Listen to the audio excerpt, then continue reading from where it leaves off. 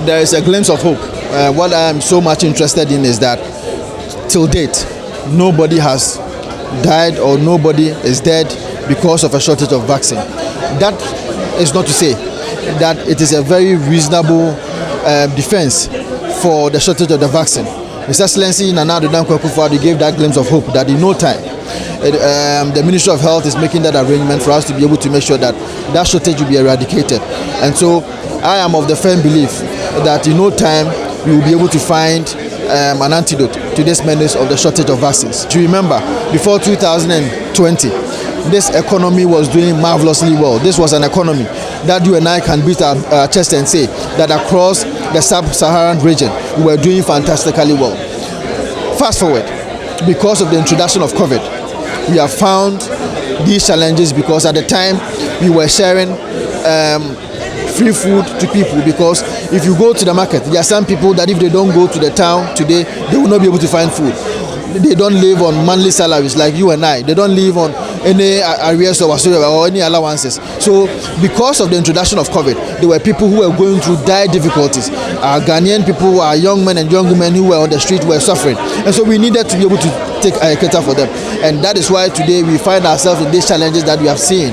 I believe that as a nation, we needed to make sure that we were able to save our lives. People were dying. If you go to the hospitals, quite a number of people were dying. Even in the globe, people were dying. We needed to provide nose masks, we needed to provide sanitizers, and all these things had to cost money. And we use all those money to make sure that as a nation, we will keep our nation and our people safe first.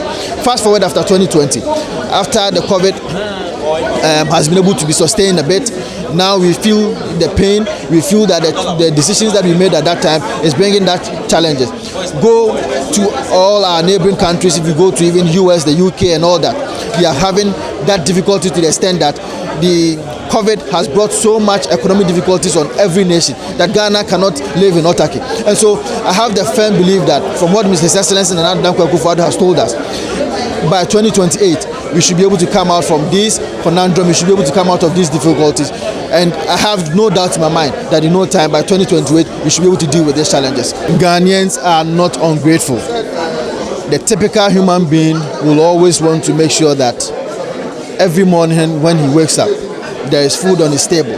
So if a typical Ghanaian, like myself, like yourself, we eat today, tomorrow we expect that we will eat tomorrow.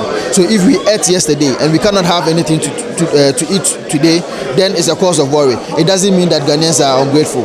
They have every reasonable reason to call for what is due them.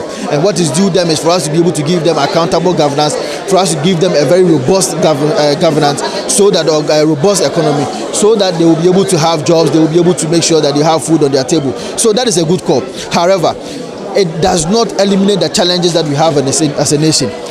What actually brings about when you have some of these challenges are that because the economy is not robust, you have some stiffness with respect to job creation, you have some stiffness with respect to increment in monetary resources in the economy. You can't find all these things easy anymore. And so we agree that the challenges or the call of the Ghanaians is the right one. I am also calling for saving and I support that. However, we will need time to be able to make sure that we deal with these challenges that we have as a nation.